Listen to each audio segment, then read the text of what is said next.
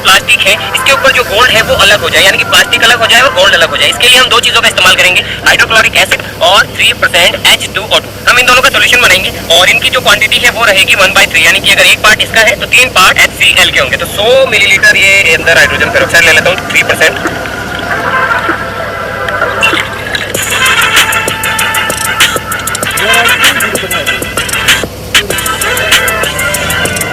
सभी रैम्स को इस सॉल्यूशन के अंदर डाल देते हैं ताकि रिएक्शन शुरू हो सके। गाइस यहाँ पे है मेटल की रिएक्शन हो रही है और हाइड्रोजन गैस बनना स्टार्ट हो गई है छोटे छोटे बबल्स के रूप में, ये गई इस सॉल्यूशन के अंदर। और अब ये जो सॉल्यूशन है इसे हमें रखना पड़ेगा लगभग 6 से 7 दिन तक ताकि रिएक्शन अच्छे से हो जाए और सारा सोना बाहर निकल जाए।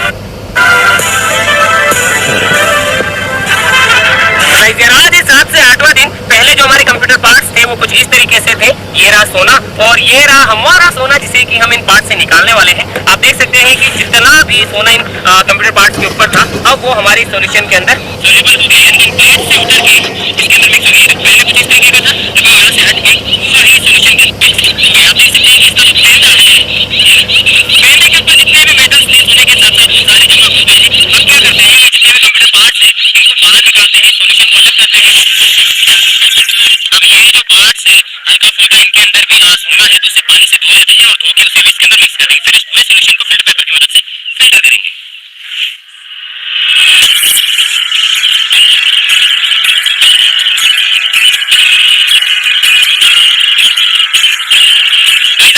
इनके ऊपर जितना भी सोना था वो सारा निकल चुका है। देखो अभी इसके ऊपर कोई भी सोने की कोटिंग नहीं है और वो आ चुका है हमारे सॉल्यूशन के अंदर। ये देखो ध्यान से देखो,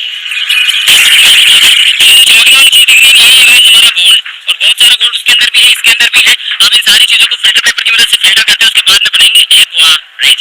ये हमारा सिंपल सा फिल्ट्रेशन सिस्टम। तो इसके अंदर जो है इसे फिल्टर करते हैं तो जितना भी पानी है वो नीचे निकल जाएगा, जितना भी हमारा सोना है वो इसके अंदर इकट्ठा हो जाएगा।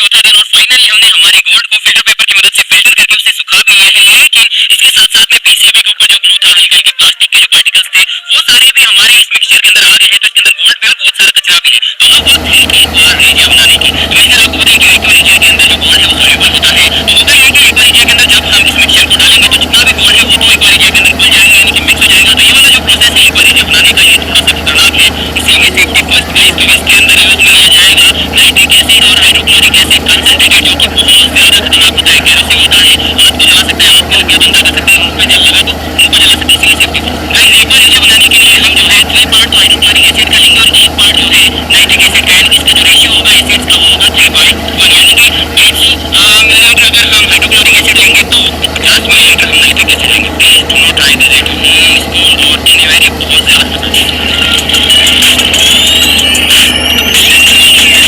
आप देख सकते हैं कि हमने यहाँ पे हमारा जो एक्वा रेजिया वो तैयार कर लिया है।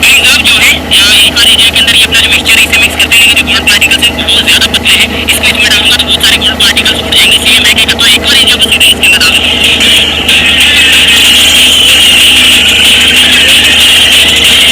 इसको थोड़ा सा हिलाते हैं ताकि जो भी गोल्ड है वो एक्वा रेजिया के अंदर मिक्स होना स्टार्ट हो जाए। ठीक वैसा ही है जैसा कि पानी के अंदर अपन शक्कर डालते हैं और वो मिक्स हो जाती है, उसी तरीके से ये जो गोल्ड है वो एक्वा रेजिया के अंदर डिसॉल्व हो जाएगा। और उसके बाद में जब अपन क्या करते हैं पानी को बॉइल करते हैं तो वो शक्कर फिर से बच जाती है ना, उसी तरीके से अपन जो है गोल्ड को भी से अलग कर लेंगे। यहाँ पे बॉइल नहीं करेंगे, यहाँ पे अपन जो है इसके अंदर एक और केमिकल डालेंगे जिससे कि जो गोल्ड है वो अलग हो जाएगा और ये जो एक्वा रेजिया है वो अलग हो जाएगा।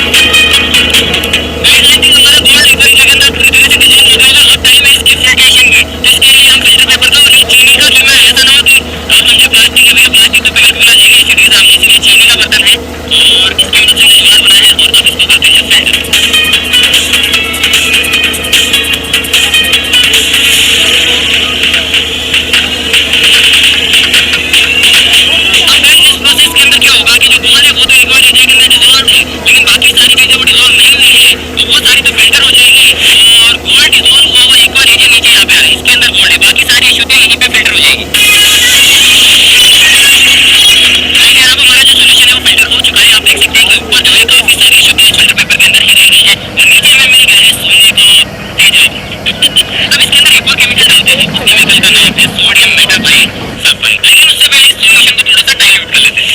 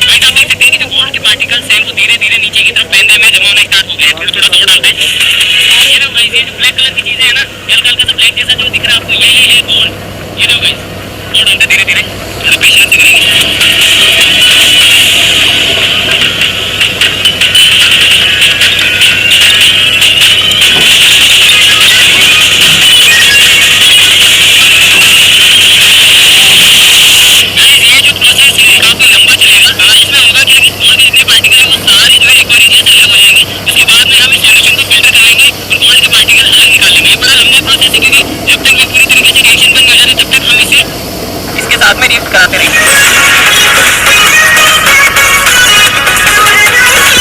गोल्ड निकालना इतना भी आसान नहीं है। गोल्ड निकालते निकालते यहाँ पे तो जो है गमछा भी खुल गया मेरा।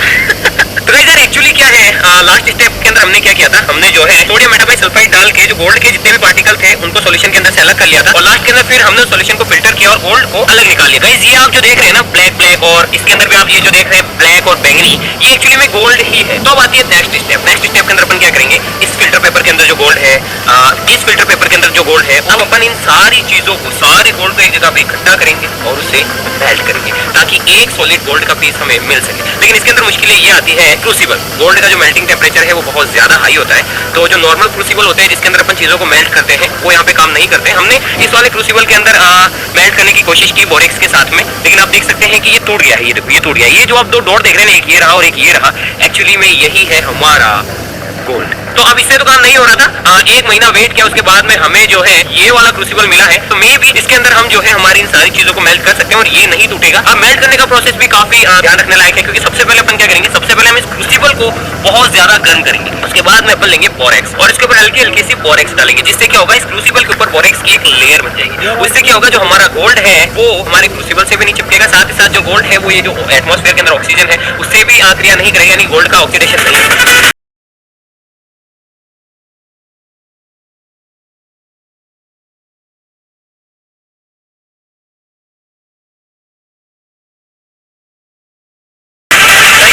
हमने इसमें मेल्ट कर दिया है, अभी इसको और ज्यादा मेल्ट करना पड़ेगा। पहले सारे पेपर्स हम इसके अंदर मेल्ट कर ले, उसके बाद जो है थोड़ा ध्यान से इसको सुनाए ऊपर रहना चाहिए।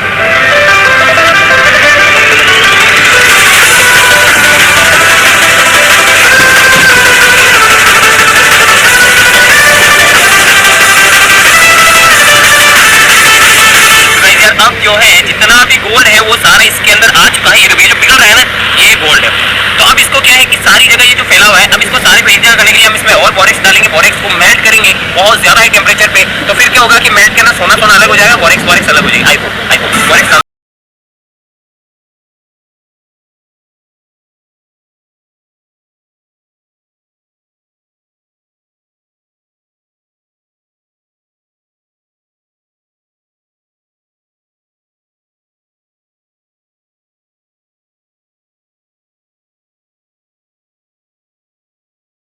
सोने की बॉल तो बन गई। अब सबसे बड़ा चैलेंज इसको बाहर निकालना। पानी के अंदर जाते ही मैं भी ध्यान से धीरे धीरे धीरे धीरे धीरे धीरे धीरे धीरे बॉल इसके अंदर गिरनी चाहिए। हाँ आजा आजा आजा। तो गाइस ये रही हमारी सोने की बॉल, छोटी सी इसके अंदर। चलो इसे बाहर निकालते हैं, ऐसे निकाल लेते गाइस। गाइस यार ये है गोल्ड जो कि हमने रिकवर किया है PC20 से। हाँ भाई बस इतना ही है। आपके नजर कोई किलो 2 किलो निकलेगा यार 14,000 रुपए की तो PC20 थी, और बहुत सारा गोल्ड तो प्रोसेस के दौरान भी इधर उधर हो जाता है। लेकिन फाइनली आप देख सकते हैं कि हमारा जो प्रोसेस है कितने अच्छे से काम किया कि ये रहा गोल्ड। गोल्ड का एक छोटा सा टुकड़ा यहाँ पे मिला है। आपको पता है गोल्ड कितना ज्यादा महंगा। ओ यार सोना की चमक रही है। सोना ये तो सोना की चमक है। इसको हल्का सा खींचते गए। हाँ नहीं तो गाइस यार आप देख सकते हैं इसकी चमक। तो गाइस यार फाइनली अब आप ये कह सकते हैं कि अगर हमारे पास नॉलेज है तो हम घर पे मिलने वाली चीजों का इस्तेमाल करके भी गोल्ड की रिकवरी कर सकते हैं। हाँ मैं ये तो नहीं कहूँगा कि ये कोई प्रैक्टिकल मेथड है गोल्ड रिकवरी का। अगर लार्ज स्केल पे इस चीज को किया जाए, जितने भी स्पेयर पार्ट्स है, बड़ी बड़ी फैक्ट्रीज में चीज को किया जाए तो प्रॉफिटेबल हो सकता है। लेकिन ये तो क्या प्रॉफिटेबल तो नहीं है, बस साइज के हिसाब से सही है। कि प्रॉफिटेबल इसलिए नहीं क्योंकि जितने का ये सोना रियल है उससे ज्यादा जो है प्रोसेस के अंदर लग चुका है हमारा। तो ये है आपके सामने, एक बार और देख लो सोना जो कि हमने निकाला है PC20 से। हो सकता है मे बी कि इसके अंदर कुछ और भी मेटल्स का मिश्रण हो।